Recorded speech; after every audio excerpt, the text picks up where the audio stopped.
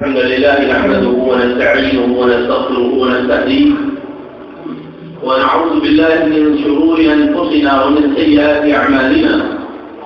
من يهده الله فلا مضل له ومن يضلل فلا هادي له، وأشهد أن لا إله إلا الله وحده لا شريك له، وأشهد أن محمدا عبده ورسوله أرسله الله تعالى بالحق بشيرا ونذيرا وداعيا إلى الله بإذنه وسراجا منيرا، وصلى الله عليه وسلم تسليما كثيرا. أما بعد، فإن أحسن الكلام كلام الله، وخير الهدى هدي محمد صلى الله عليه وسلم، وشر الأمور محدثاتها، وكل محدثة بدعة، وكل بدعة ضلالة، وقال وضلالة في النار. فأعوذ بالله السميع العليم وباسمه العظيم ووجهه الكريم وسلطانه القديم من همزه ونفخه ونفسه. بسم الله الرحمن الرحيم. يا أيها الذين آمنوا اتقوا الله حق تقاته ولا تموتن إلا وأنتم مسلمون. يا أيها الناس اتقوا ربكم الذي خلقكم من نفس واحدة وخلق منها زوجها وبث منهما رجالا كثيرا ونساء، واتقوا الله الذي تساءلون به والأرحام إن الله كان عليكم رقيبا.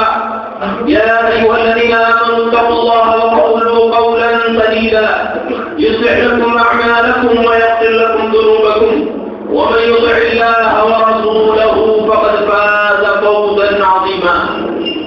وقال جل وعلا: أعوذ بالله من الشيطان الرجيم: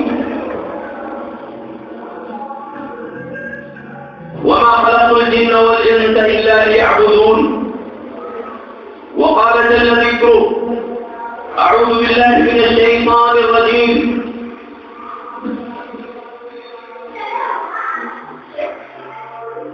ولو أن أهل القرى آمنوا واتقوا لفتحنا عليهم بركات من السماء والأرض ولكن كذبوا فأخذناهم بما كانوا يكسبون.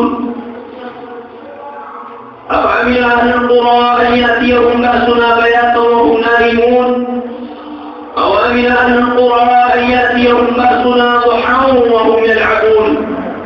أفأمنوا مكر الله فلا يأمن مكر الله إلا القوم الخاسرون. وعن أم سلمة رضي الله تعالى عنها قالت: قال رسول الله صلى الله عليه وسلم: إذا ظهرت المعاصي في أمتي عمهم الله بعذاب من عنده. قلت: يا رسول الله، أما فيهم يومئذ أناس صالحون؟ فقال عليه الصلاة والسلام: بلى. قلت: فكيف يصنع من أولئك؟ قال عليه الصلاة والسلام: أصابهم مثل ما أصاب الناس ثم يصيرون إلى مغفرة من الله ورضوان. رواه أحمد.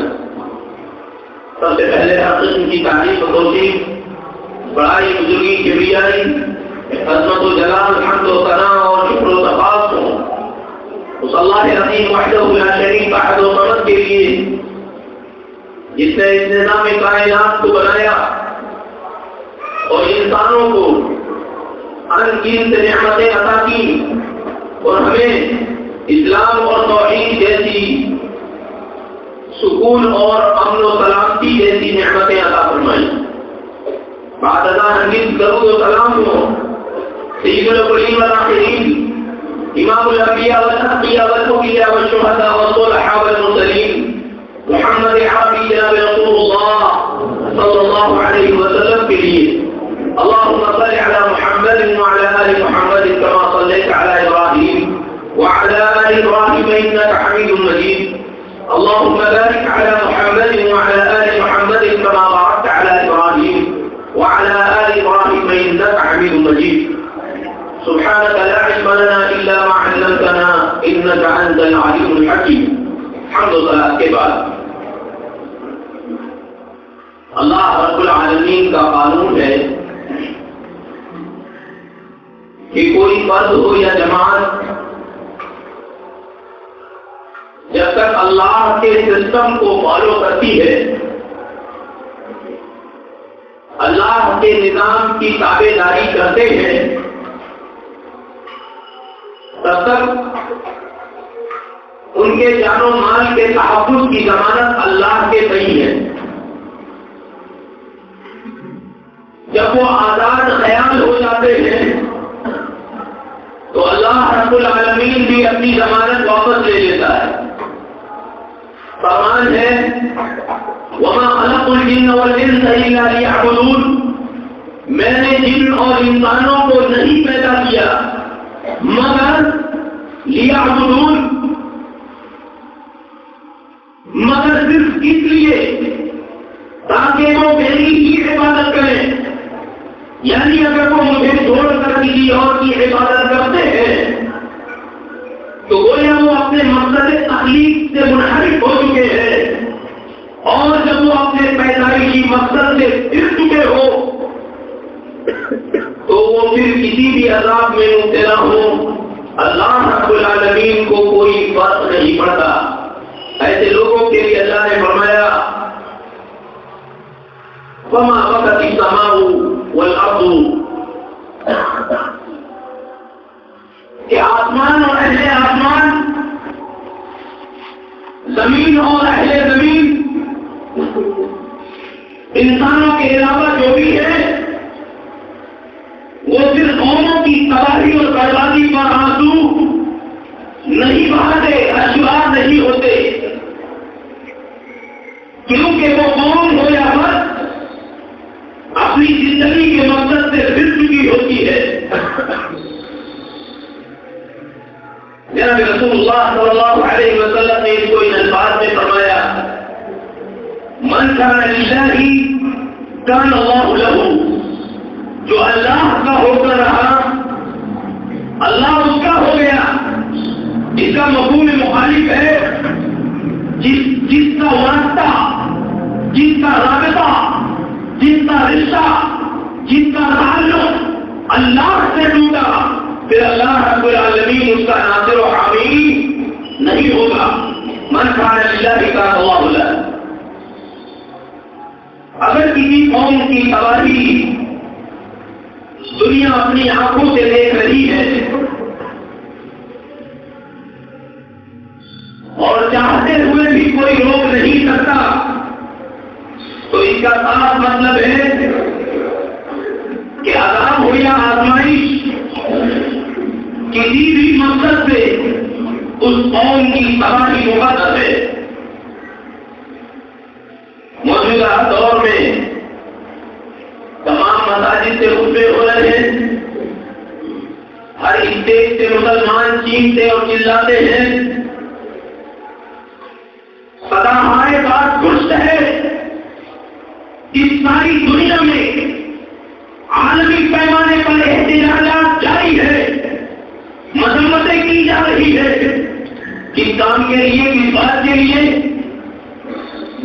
بات کچھ اور نہیں، وہی پرانا درد ہے، وہی پرانا سبق ہے جو کبھی سقوط غرناطہ کے نام پر واقع ہوا تھا، جو کبھی سقوط بغداد کے نام پر سامنے آیا تھا۔ دنیا اس کو تاریخ سمجھ کر پڑھ کر آگے بڑھ جاتی تھی، لیکن اب سمجھ میں آ گیا کہ غرناطہ کا سقوط کیسے ہوا ہوگا، بغداد کا انحطاط اور سقوط کیسے منظرنامے پر ثابت ہوا ہوگا، وہاں کیسی آہ و بکا ہوگی، وہاں کیسی چیخ و پکار رہی ہوگی، کس طرح سے سب غارت گیری کا منظر عام ہوا ہوگا۔ کل تک ہم جنہیں تاریخ میں پڑھا کرتے تھے، ملک شام کے حوالے سے ہم نے پریکٹیکل میں مشاہدہ کر لیا ہے۔ وہ خوشحال شہر جس کی ہر گلی کے کنارے پر سرسبز و شاداب درخت تھے، جس کے ہر نکڑ پر ایک کشادہ مسجد تھی، تھوڑے تھوڑے فاصلے پر مسلمانوں کی کلب موجود تھی، انتہائی منظم طریقے سے شہر آباد کیا گیا تھا، خوشحالی تھی، امن و امان تھا، سب کچھ تھا، لیکن چند مہینوں میں وہ اجاڑ پور میں تبدیل ہو گیا، وہ ویرانی کا شکوہ کرنے لگا۔ کل تک جہاں پرندے چہچہاتے تھے آج وہاں الٹو بولنے لگے، کل تک جہاں سب تو شادی تھی آج وہاں بحران لگ گیا، کوئی کسی کا نہ رہ گیا، ہر طرف دہشت، اندیشے، پریشانیاں، مسائل کی بھرمار ہو گئی۔ انسان زندگی کو ترسنے لگا، حیات کی بھیک مانگنے لگا، مائیں اپنے بچوں کے نام کی دہائی دینے لگی، بچے اپنی ماں کا چہرہ دیکھنے کے لیے بلکنے لگے۔ سخت بارش، برف زدہ بارش زدہ علاقہ تھا، معصوم بچوں پہ برف کے گولے گر رہے تھے، لیکن ان کے لیے چھتیں نہیں تھی جو انہیں سائبان عطا کر سکے۔ گولے گر رہے تھے، بلڈنگیں منہدم ہو رہی تھی، وہ آرام دہ آسودہ مکانات جن کے بارے میں لوگوں کا خیال تھا یہ کئی سو سال تک کے لیے کافی ہے، وہ آرام دہ کمرے جہاں ہر طرح کی سہولیات فراہم کی گئی تھی، ان میں ہر طرف دہشت تھی۔ گولے گر رہے تھے، لوگ اپنی جان بچا کر بھاگ رہے تھے، افراتفری کا عالم بن گیا، نفسا نفسی کی گھڑی آ گئی، کوئی کسی کا نہیں رہ گیا، اور چند مہینوں میں پورا ہر شہر تباہ و برباد ہو گیا۔ قرآن کریم میں اللہ رب العالمین نے فرمایا أَوَلَمْ يَأْتِ الْقُرَىٰ أَن يَأْتِيَهُمْ بَأْسُنَا بَيَاتًا وَهُمْ نَائِمُونَ، کیا بستی والے اس بات کو لے کر بڑے مطمئن ہو گئے ہیں کہ وہ رات میں سو رہے ہو اور ہمارا عذاب کسی آن نہ پہنچے؟ کیا بستی والے اس بات کو لے کر بے خوف ہو گئے ہیں؟ اب أَوَلَمْ يَأْتِ الْقُرَىٰ أَن يَأْتِيَهُمْ بَأْسُنَا ضُحًى وَهُمْ يَلْعَبُونَ، وہ کھیل اور مستی میں مشغول ہو، ان کے بچے صحن میں کھیل رہے ہو، خواتین اپنے کمروں میں گھریلو کاموں میں مصروف ہو، اور اسی دوران اچانک بحران مچ جائے اور اللہ رب العالمین کا عذاب دستک دے، کیا اس بات سے لوگ بے خوف ہیں؟ اب امین مکر اللہ، کیا لوگ اللہ کی تدبیر سے مطمئن ہو چکے ہیں؟ اب امین مکر اللہ فلا یأمن مکر اللہ الا القوم الخاسرون، اور اللہ کی تدبیر سے وہی بے خوف ہو سکتے ہیں جو خسارہ اور گھاٹا اٹھانے والے ہیں۔ ذرا تاریخ پر روشنی ڈالیں تو یہ بات واضح ہے کہ آدم علیہ السلام سے لے کر جناب رسول اللہ صلی اللہ علیہ وسلم اور صحابہ کرام تک جتنی قومیں آئی، عروج و زوال کے جو مناظر ان تمام لوگوں نے نہیں دیکھے، اس سے زیادہ عروج و زوال کے مناظر 1400 سال عرصے میں اس امت نے دیکھ لیے ہیں، مشاہدہ کر لیا ہے۔ قومیں آئی، حکومتیں کی، اور اپنی میعاد کے ساتھ بھی وہ اس دنیا سے رخصت ہو گئے، تباہ و برباد ہو گئے، منیا میٹ ہو گئے۔ بات زیادہ دور بھی نہیں تھی، ابھی جناب رسول اللہ صلی اللہ علیہ وسلم کی ہجرت کو 132 سال مکمل ہوئے تھے، امویوں کا دور تھا، عباسیوں نے ان پر حملہ کیا، عباسیوں نے حملہ کیا، یہ بھی مسلمان تھے اور یہ بھی مسلمان تھے۔ حملہ اس قدر دردناک تھا کہ بچوں کو قتل کر دیا گیا، عورتوں کو بھی قتل کر دیا گیا، یہاں تک کہ پوری قوم کی تباہی اور ہلاکت کے بعد 80 افراد کو وقت کے خلیفہ اور اس کے اعمال و انصار کو، حجاز اور اس کے درباریوں کو پورے وعدے اور عہد و پیمان کے ساتھ میدان میں بلایا گیا۔ الزام یہ تھا کہ اب مجھے پناہ مل جائے گی، لیکن میدان میں انہیں کھڑا کیا گیا اور سب کے سب کو جب میں زدہ کے تباہ و برباد کر دیا گیا۔ قوموں کے عوام نہیں تھی، ان کی لاشیں پڑی تھی، لاشوں پر دسترخوان بچھا دیا گیا اور اس دسترخوان پر کھانے چن دیے گئے اور اس پر عباسیوں نے کھانے کا اہتمام کیا۔ یہ جو قتل کیے گئے تھے یہ کوئی اور نہیں تھے، یہ مسلمان ہی تھے، اور یہ جو قاتلین تھے ان کا بھی دعویٰ یہی تھا کہ ہم مسلمان ہیں۔ دنیا بدل گئی، نظام معاشرت بدل گیا، دمشق کی وہ شاہراہی جو پچھلے 100 سال سے تھی تباہ و برباد ہو گئی، اب اس کی جگہ مرکزی حیثیت بغداد نے لے لی۔ اب دارالخلافہ بجائے دمشق اور شام کے بغداد عراق کے بڑے شہر کو بنا دیا گیا۔ عباسی دور کی ابتدا ہوئی، یہ بھی نشے و فراز کے ساتھ گزرتے رہے۔ ایک لمبا عرصہ انہوں نے حکومت کی، اس میں بہت بار اونچ اور نیچ کا سامنا ہوا، لیکن وہ دور بھی دیکھا ہے تاریخ کی آنکھوں نے، لمحوں نے خطا کی تھی، صدیوں نے سزا پائی۔ پھر وہ دور بھی آیا، 12ویں صدی تھی، عباسی دور کا خاتمہ ہونا تھا، سو ہوا مستحسن باللہ کا دفاعی ابن علقمی، اس کے تعلقات تاتاریوں سے تھے، اس نے مستحسن باللہ کو کمزور کیا اور اسے اکسا کر اس کی فوجوں کے کئی ٹکڑے کر دیے اور کہا کہ اتنی بڑی فوجوں کی تعداد سمجھتی نہیں، یہ تعداد کو کم کر دیا جائے۔ سارا نظام ایک منصوبہ بند سازش کے تحت ہے، درہم برہم کر دیا گیا۔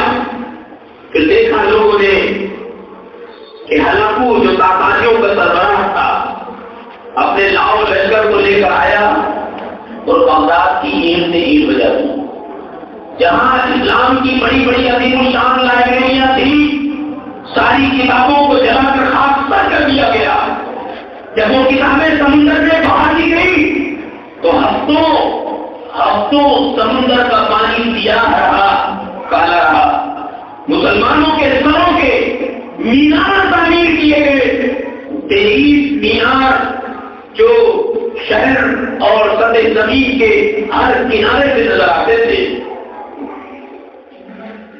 یہ ہلاکوں کی ہلاکت تھی، تاتاریوں کی ہلاکت تھی۔ ایسا بارہا ہوا ہے، کبھی غرناطہ کی شب پہ ہوا، کبھی بغداد میں دن دہاڑے ہوا، اور بار بار دہرایا جاتا ہے۔ اللہ رب العالمین نے فرمایا اولا يرون انهم يفتنون في كل عام مرة او مرتين ثم لا يتوبون ولا هم يذكرون۔ ارے ہمارے نصیبہ، ان لوگوں کا کیا کہنا، ان کی بدنصیبی کو کیسا دیمک لگ گیا ہے کہ ہر سال یہ کفار مشرکین، یہ منافقین 1-2 مرتبہ ضرور چھوڑ دیے جاتے ہیں۔ تم والا پھر بھی توبہ نہیں کرتے، پھر بھی نصیحت حاصل نہیں کرتے۔ کل ہم نے عراق کا منظر بھی دیکھا تھا، پھر ہم نے افغانستان کو بھی دیکھا تھا، پھر ہم نے ایران کو بھی دیکھا اور دیکھ رہے ہیں اس کے مظالم کو۔ وہ دن بھی تھا جب ہم نے کویت کو دیکھا تھا، بہت سارے مناظر ہم نے ماضی قریب میں دیکھے تھے، دل دہل گیا تھا، کلیجہ زمین کو آتا تھا، ایسا لگتا تھا پوری دنیا کو یہ سب جنگ اپنی چپیٹ میں لے کر رہے گی، لیکن وہی ہوا جو ہمیشہ سے ہوتا آیا تھا، جس میں مقدر تھا، اتنی تباہی اللہ رب العالمین کی جانب سے ہونی تھی، ہوئی۔ ملک شام کو بھی ہم نے دیکھا، 50 سے زائد اسلامی ممالک ہیں، سارے حکمرانوں کو سانپ سونگ گیا ہے، اس لیے کہ یہ دنیا دار ہو گئے ہیں، اس لیے کہ ان کے نظام میں نظام عادل نہیں ہے، اس لیے کہ ان کے یہاں ایمان اور تقویٰ صرف نام کو ہے۔ بات 2 طرح کی ہے، یا تو تباہی عذاب ہوگی یا تو تباہی آزمائش ہوگی۔ اگر کسی قوم کی کی تباہی اللہ رب العالمین کا عذاب ہے تو اس کی بنیادی وجہ نافرمانی ہے، اور کسی قوم کی تباہی در حقیقت اللہ رب العالمین کی طرف سے آزمائش ہے، تو اس کا اصل مقصد رفع درجات ہے، اس قوم کے درجات کو بلند کرنا ہے۔ اگر کسی قوم میں تباہی اور بربادی عذاب کی شکل میں ہے تو کوئی چیز اگر اس قوم کو تباہی سے روک سکتی ہے تو وہ صرف انابت اللہ ہے، اللہ کی طرف رجوع کرنا ہے، اپنے گناہوں کا اعتراف کرنا ہے، صحیح معنوں میں توبہ اور استغفار کرنا ہے۔ اور اگر کسی قوم کے لیے تباہی آزمائش ہے تو ایسی قوم کو استقلال اور استقامت کی ضرورت ہے۔ فرض کیسے کریں کہ یہ عذاب ہے کہ آزمائش ہے جو قوم بعد قوم نسل بعد نسل مسلمانوں کے پاس پہنچتی ہے؟ اگر اس دین کی ایمانی حالت درست ہے، اگر حلال و حرام کے دینے معتدل ہے، اگر قوم نماز کی پابند ہے، اگر یہ سود خوری میں مبتلا نہیں ہے، وہ تمام وجوہات و اسباب، وہ تمام اسباب و علل جو قوموں کی تباہی و بربادی کے ہے، اگر اس قوم کے اندر نہیں ہے اور پھر بھی اللہ رب العالمین کی طرف سے مسائل اور مشکلات ہے تو اس کا صاف مطلب ہے کہ اللہ کی آزمائش ہے جو پہلوں پر بھی آئی ہے۔ لیکن اگر کسی قوم کی تباہی دنیا والوں کے سامنے نظر آ رہی ہے لیکن اس قوم کے اندر ایک دو نہیں سینکڑوں ایسے جانب پائے جاتے ہیں جن میں سے کسی نہ کسی ایک جرم کی وجہ سے قومیں تباہ ہو چکی ہے، اور ایسے سینکڑوں جرائم قوم کے اندر ہے، تو ہم یہ ہرگز نہیں کہہ سکتے کہ وہ اللہ رب العالمین کی طرف سے آزمائش ہے، بلکہ وہ اکثریت کے لیے عذاب ہے۔ کئی بار ایسا ہوتا ہے کہ ایک ہی تباہی سماج کے بہت سے افراد کے لیے عذاب اور کچھ لوگوں کے لیے آزمائش ہوتی ہے۔ آئیے اس حدیث کو دیکھیں۔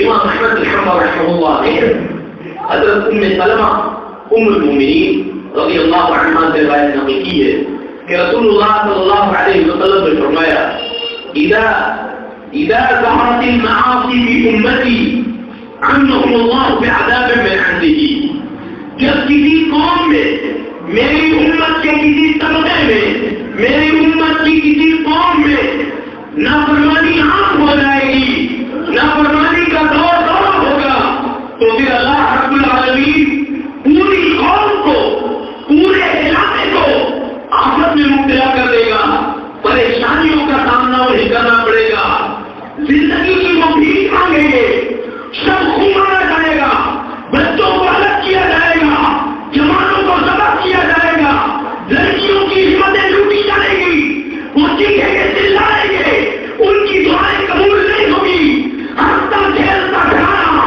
ہنستا کھیلتا کنبہ اور خاندان پل کے پل میں چشمے سدن میں تباہ و برباد ہو جائے گا، اللہ کی مدد نہیں آئے گی، اللہ رب العالمین کوئی قوم کو تحس نحس کر دے گا۔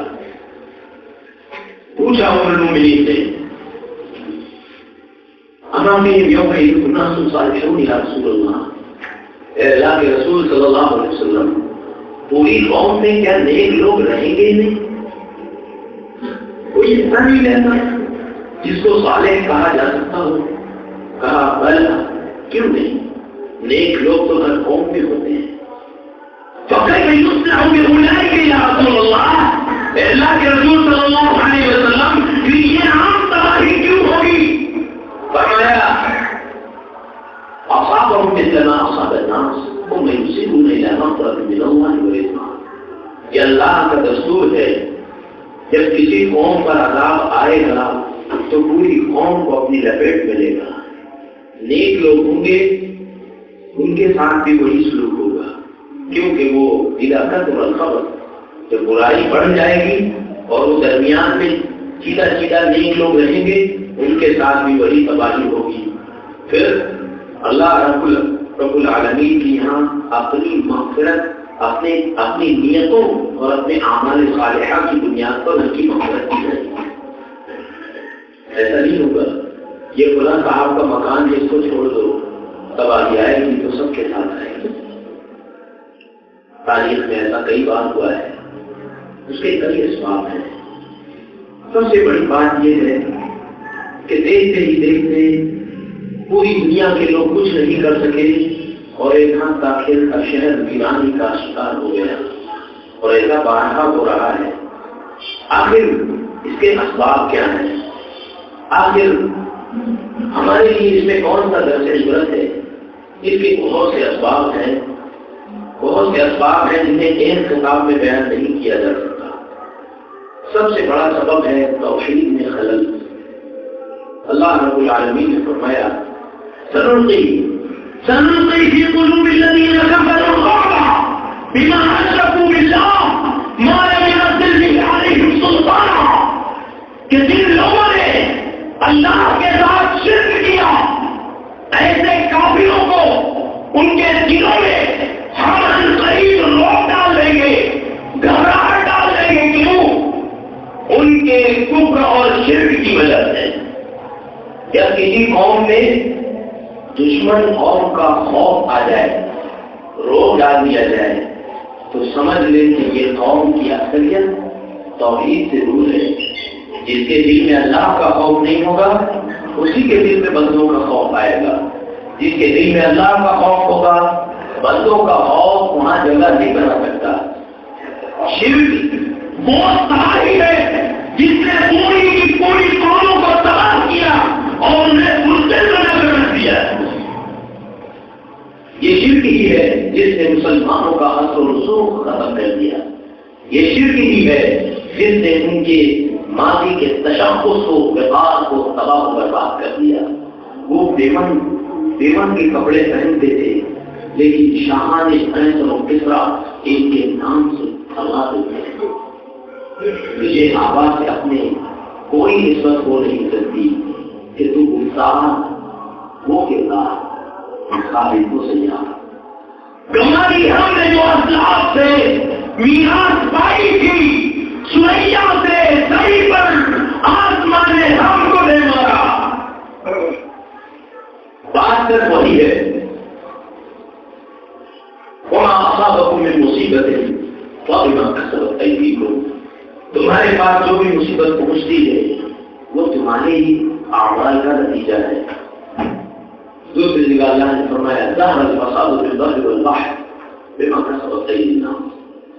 بحر و بر میں، خشک و تر میں، سمندر اور صحرا میں جو فساد و فتنہ برپا ہے اس کی صرف ایک ہی وجہ ہے، بما کسبت ایدی الناس. لوگوں کے اعمال کا نتیجہ ہے، ان کے کرتوتوں کا نتیجہ ہے، ان کی بدعمالیوں کا بدلہ ہے. بما کسبت ایدی الناس. یہ اللہ رب العالمین کا نظام ہے، یہ ہمارے کرتوتوں کا نتیجہ ہے. آج ان کے ساتھ نہیں، کل ہمارے ساتھ بھی ممکن ہے. بعض روایتیں اس سلسلے کی ضعیف ہیں لیکن ترمذی کی ایک روایت صحیح ہے اور بھی روایتیں صحیح ہیں. کل 12 روایتیں ہیں مختلف الاسناد سے. جو روایت میں عرض کرنا چاہتا ہوں وہ صحیح ہے. رسول اللہ صلی اللہ علیہ وسلم نے فرمایا اذا هلك اهل الشام فلا خير لهم. جب پہلے شام تباہ و برباد ہوں تو تمہاری خیر نہیں. یہ سمجھ لو کہ دروازہ کھل چکا ہے. دوسری روایت کے الفاظ ہیں اذا خرب الشام فلا خیر لكم. جب شام میں تباہی مچ جائے تو سمجھ لو کہ اب تمہاری خیر نہیں. اور بہت ساری معنی کی روایتیں ہیں لیکن ضعیف ہیں. یہ جو روایتیں الفاظ کے ساتھ میں نے نقل کی ہے وہ صحیح ہے. معلوم یہ ہوا کہ یہ تو پہلے ہی مقدر ہے. کئی بار تاریخ میں ملک شام کے ساتھ ہلاکتیں ہوئی ہیں لیکن ہر زمانے میں زمانے کے لوگوں نے ان ہلاکتوں کو اپنے زمانے کے اعتبار سے منتخب کیا ہے. اور یہی بخار ہے، یہی سمجھ ہے کہ کسی چیز کو ہم اپنے ذہن و دماغ سے تاریخ کے کسی اور دور کے لیے نکال نہ پھینکے، بلکہ یہ کوشش ہو کہ کہیں یہ مصیبت ہمارے ہی زمانے کے لیے تو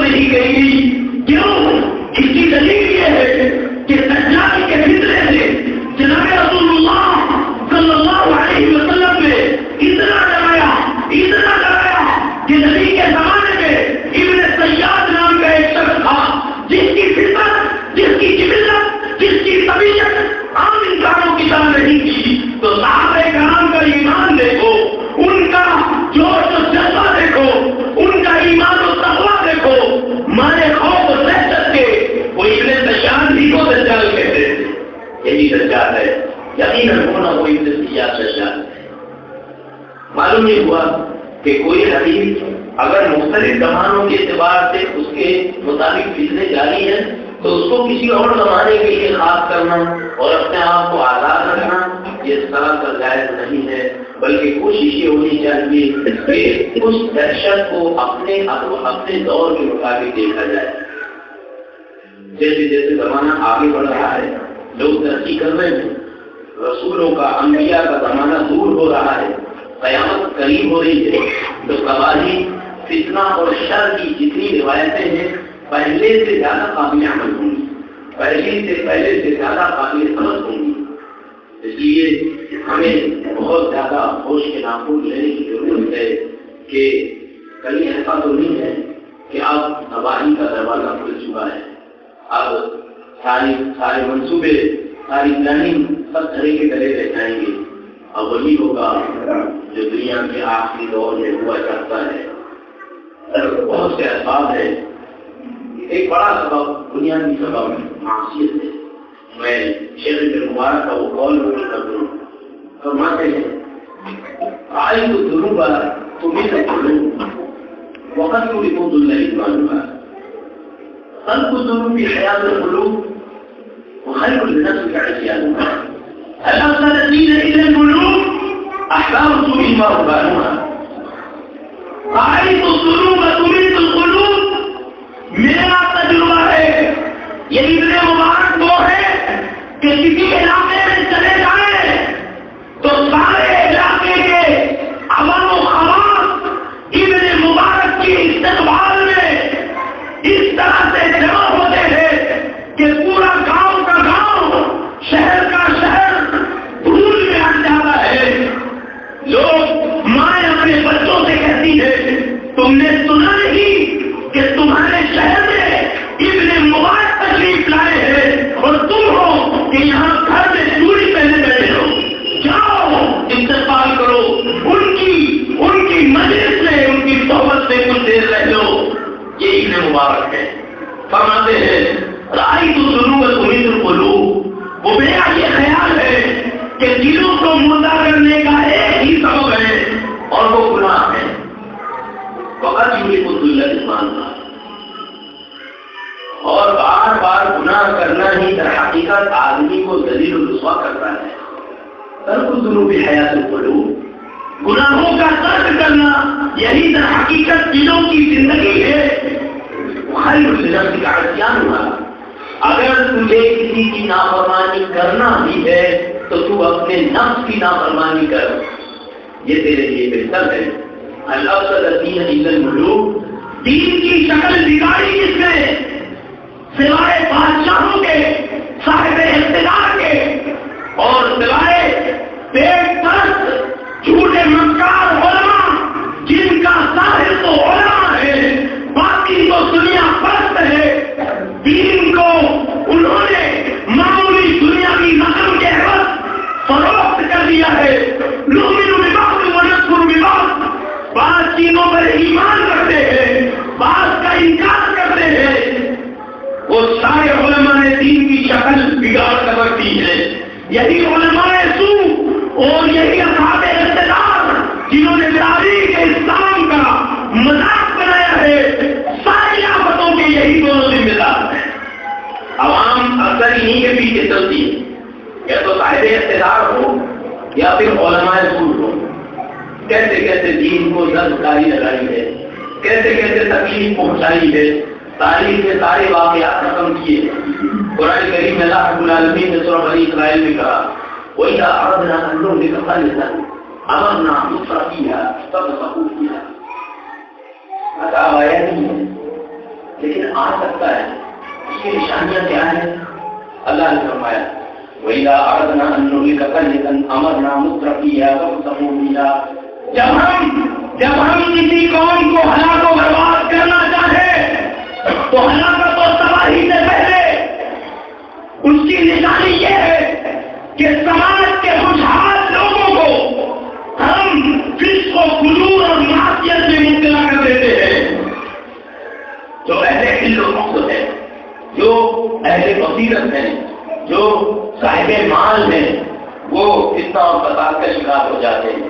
جوا، قمار بازی، سٹا، زناکاری، بدکاری ہم محسوس کرتے ہیں، دیکھتے ہیں. یہ جو الیکشن ہوتے ہیں، الیکشن سے پہلے کلمیں لگائی جاتی ہیں. کلموں میں کیا انتظامات کیے جاتے ہیں؟ ٹیویاں رکھی جاتی ہیں، کیرم رکھے جاتے ہیں. وہ سارا سامان اللہ لائٹ جو ان لوگوں کو ووٹ دینے پر مجبور کرے مہیا کرایا جاتا ہے. یہ کچھ دنوں کی باتیں ہوتی ہیں اور اس کے بعد وہ قلب مستقل ہو جاتی ہے جو اللہ لائٹ کا سامان ہوتا ہے. اصحاب اقتدار نے قوموں سے اس طرح کھلواڑ کیا ہے اور علماء نے بدعات اور خرافات اور صرف فسق و فجور کے ذریعے دین کی چلو بگاڑی ہے. اس طرح سے عوام کے امن و سکون کو فنا کرنے کے ذمہ دار سماج کے یہی دو لوگ ہیں جو بنیادی کردار اور بنیادی اور اہم کلیدی کردار ادا کرتے ہیں. تو سب سے پہلا سبب ہے فسق. دوسرا سبب ہے امر بالمعروف نہی عن المنکر، نہ کرنا. دیکھیے مچھلی والے سے اس میں سے ایک جماعت تھی، کہتی تھی خاموش ہو جاتی. کیوں؟ شنیچر کا دن عبادت کا دن تھا، لیکن شکار کرنے والوں کی تعداد زیادہ تھی. منع کرتے رہے نہیں مانے. تو اللہ رب العالمین نے فرمایا فأخذناهم بما كانوا يفسقون. ان کے فسق کی وجہ سے، دین سے نکل جانے کی وجہ سے ہم نے ان کو تباہ و برباد کیا. دنیا نے دیکھا، تاریخ نے رقم کیا، وہ کل تک تو سہتے تھے، چلاتے تھے، اپنی بقا کو انہیں کرنا تھا، غرور تھا، گھمنڈ تھا. وہ سب کے سب رات کی راتوں کے رات بندر بنا دیے گئے. اللہ نے ان کا تذکرہ کیا سورہ الاعراف میں. کیوں؟ امر بالمعروف نہی عن المنکر میں چلتے. تو ہم امر بالمعروف نہی عن المنکر سے آنکھیں نہ مولے، نمازوں کا اہتمام کریں، ناشکری نہ کریں. اللہ کی ہزاروں نعمتیں ہمارے پاس ہیں، ناشکری کریں گے تباہی آئے گی. وضرب اللہ مثلا قرية كانت آمنة مطمئنة يأتيها رزقها رغدا من كل مكان فكفرت بأنعم الله فأذاقها الله لباس الجوع والخوف بما كانوا يصنعون. ایک قوم تھی، ایک گاؤں تھا، ہر طرف سے اللہ کی نعمتیں آتی تھی، لیکن اس قوم نے جب اللہ کی نعمتوں کی ناقدری کی، اللہ کا عذاب آیا.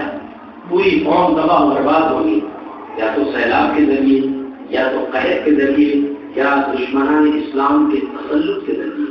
ایک روایت مجھے یاد آ رہی ہے حضرت عبداللہ بن عمر سے مروی ہے. امام احمد بن حنبل رحمہ اللہ نے نقل فرمایا رسول اللہ صلی اللہ علیہ وسلم نے فرمایا اذا ظن الناس بالدينار والدراهم وتبايعوا بالعينة وتبعوا أذناب البقر وتركوا الجهاد في سبيل الله أنزل الله لهم بلاء ثم لا يرفعه حتى يراجعوا دينهم.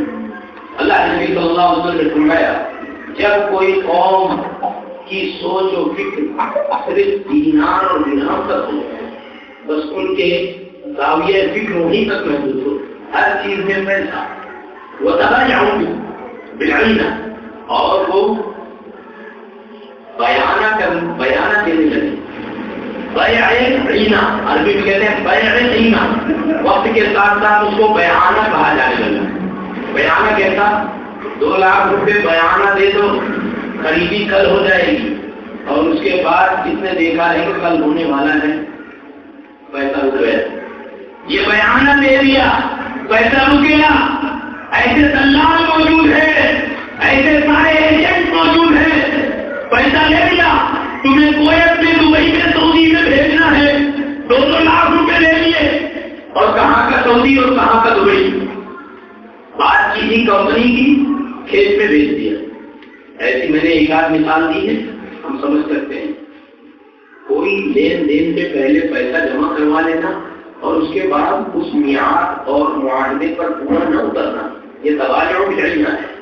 جب کوئی قوم ایسا کرنے لگے، اسی طرح سے جب لوگ گاڑیوں کی دموں کے پیچھے چلنے لگے، یعنی صرف ہل جوڑنے لگے، پھر دکان ان کا مقصد ہو، پھر پیسہ کمانا ان کا مقصد ہو، وَتَرَكُ الْجِهَادَ فِي سَبِيلِ اللَّهِ، اللہ کی راہ میں سر کٹانا بھول جائے تو اللہ رب العالمین مصیبت ان پر نازل کرتا ہے، پھر اس مصیبت کو نہیں اٹھاتا ہے حتیٰ یُعَاقِبُ دِینَهُم، جب تک کہ وہ اپنے دین کی طرف نہ بڑھتے۔ اللہ ہمیں دین کی سیکھ میں عطا فرمائے۔ دو روایتیں کرنی انشاءاللہ دوسرے خطبے میں۔ رب العالمین ہمارے تمام مسائل مشکلات کو اپنی رحمت سے حل فرما دے۔ مسلمان جہاں کی ابتلا اور آزمائش کا شکار ہیں، رب العالمین اگر تیرا عذاب ہے تو ان کے گناہوں کو معاف فرما دے، اور اگر تیری آزمائش ہے تو انہیں استقام عطا فرما، استقلال عطا فرما۔ اقول قولي هذا واستغفر الله ولكم ولسائر المسلمين فاستغفروه انه هو الغفور الرحيم۔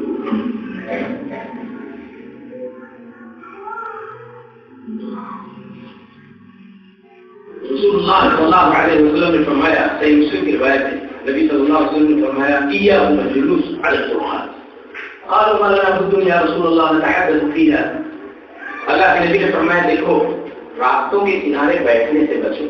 صحابہ نے کہا کہ اللہ کے نبی ہم دن بھر کھیتوں میں کام کرتے ہیں، تھکے ہارے آتے ہیں، ہمیں تھوڑا آپس میں خیر خبر لینے کا، حال احوال پوچھنے کا موقع ملتا ہے، اگر ہم بات چیت نہ کریں تو ہمارا نظام کیسے چلے گا، تھکان کیسے دور ہوگی۔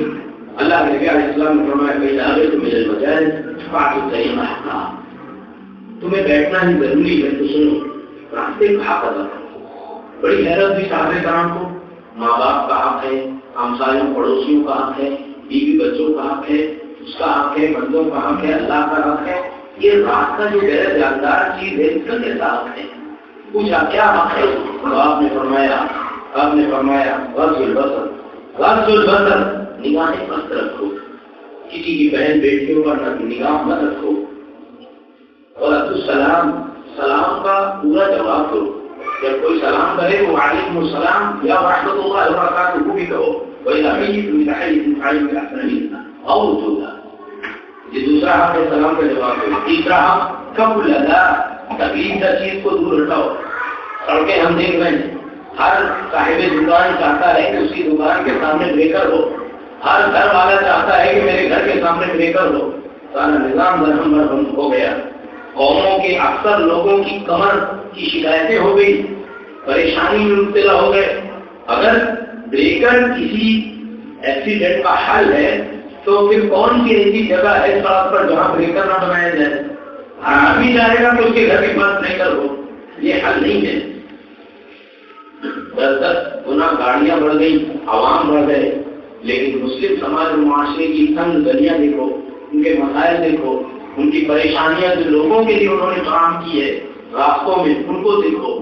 نبی علیہ السلام نے کہا راستے کا حق یہ ہے کہ تکلیف دہ چیز کو کنارے کرو، گڑھے کھول دیے، بریکر بنا دیے، یہ احساس نہیں کیا کہ یہاں سے حاملہ خواتین بھی گزرتی ہیں، یہاں سے بوڑھے بھی گزرتے ہیں، یہاں سے دن بھر میں کئی ہزار لوگ سواریاں لے کر گزرتے ہیں، کتنوں کے دلوں میں آگ نکلے گی۔ راستوں کا حق ادا کریں۔ آگے فرمایا امر بالمعروف ونہی عن المنکر، امر بالمعروف نہی عن المنکر راستوں میں بھی کرو۔ اور آگے فرمایا وارشاد الضال، کوئی بھٹکا ہوا مسافر ہے تو اس کو راستے کی رہنمائی کرو۔ سارے حقوق ادا کریں، ہوٹلوں پر بیٹھنے کو کم کریں۔ راتوں رات مسلمان ہوٹلوں پر بیٹھے ہیں، کیا کچھ ہو رہا ہے؟ کیا وہ صحابہ کرام کی باتیں کرتے ہیں؟ کیا وہ انبیاء کرام کی باتیں کرتے ہیں؟ کیا وہ اس بات سے نہیں ڈرتے کہ ان کا یہ سکون غارت ہوگا، کئی مہینے تک کرفیو لگا رہے گا، وہ گھروں سے نکلنا چاہیں گے نکل نہیں پائیں گے، ان کے بچے بلک بلک کر گود میں دم توڑ دیں گے، لیکن ان کو کھلانے کے لیے بند کمرے میں ان کے پاس غذا نام کی کوئی چیز نہیں ہوگی۔ ایسا ہوتا رہا ہے، ہم اس دور کو یاد کریں۔ کل ہمارے ساتھ جب ہوگا ہم شکوا کریں گے، روئیں گے، گڑگڑائیں گے، پھر ہمیں ایسا وقت دوبارہ نہیں ملے گا۔ وقت کی قدر کریں، ان مجلسوں پر کنٹرول کریں۔ امام احمد بن حنبل نے انس بن مالک رضی اللہ عنہ سے روایت نقل کی ہے کہ نبی علیہ السلام نے فرمایا لما عرج بی السماء، جب معراج کی رات مجھے لے جایا گیا تو مجھے بتایا گیا مررت بقوم لهم اظفار من رحاق، میں نے دیکھا ایک قوم کو جس کے تانبے کے ناخن ہیں، یخمشون وجوہهم وصدورهم، وہ اپنے تانبے کے ناخن سے اپنے چہروں کو اور اپنے سینوں کو نوچ کھا رہے ہیں۔ میں ڈر گیا، میں نے پوچھا من ہؤلاء جبریل، اے جبریل یہ لوگ کون ہیں؟ کیا گناہ تھا ان کا جو ان کو اتنا دردناک عذاب ہو رہا ہے کہ اپنے ہی تانبے کے ناخن سے اپنا چہرہ نوچ کر کھا رہے ہیں، اپنا سینہ نوچ کر کھا رہے ہیں؟ تو اللہ کے نبی صلی اللہ علیہ وسلم کو بتایا گیا هم الذين يقعون في اعراض المسلمين، یہ وہ لوگ ہیں یاکلون لحوم الناس جو لوگوں کا گوشت دنیا میں کھاتے تھے۔ کسی کے بھائی کی وفات ہو جائے، اس کے پڑوسی اور رشتے دار کہیں کہ اس کو دفنانے کے بجائے پھگال کے کھا لو، یہ بہت اچھا لگے گا، لذیذ ہے، کون پسند کرے گا؟ کسی بھائی کی غیبت کرنا یہ اپنے بھائی کے گوشت کھانے کی طرح ہے۔ یہ وہ لوگ ہیں جو تانبے کے ناخن سے اپنے چہروں کو نوچ رہے تھے، در حقیقت یہ اپنے بھائیوں کا گوشت کھاتے تھے۔ ہماری بدقسمتی کو کیا کہیے کہ 3 لوگ ہوتے تھے، ایک روانہ ہوتا ہے تو اس کے بارے میں گفتگو کرنے لگتے ہیں۔ ابھی تک ہاتھ بول رہے تھے، جیسی روانہ ہوا کی بات کرنے لگے۔ میرے بھائیوں اپنی مجلسوں کی حفاظت کریں، اپنی محفلوں اور مجلسوں کو شرعی بنائیں، اللہ رب العالمین ہمیں تقویٰ عطا فرمائے۔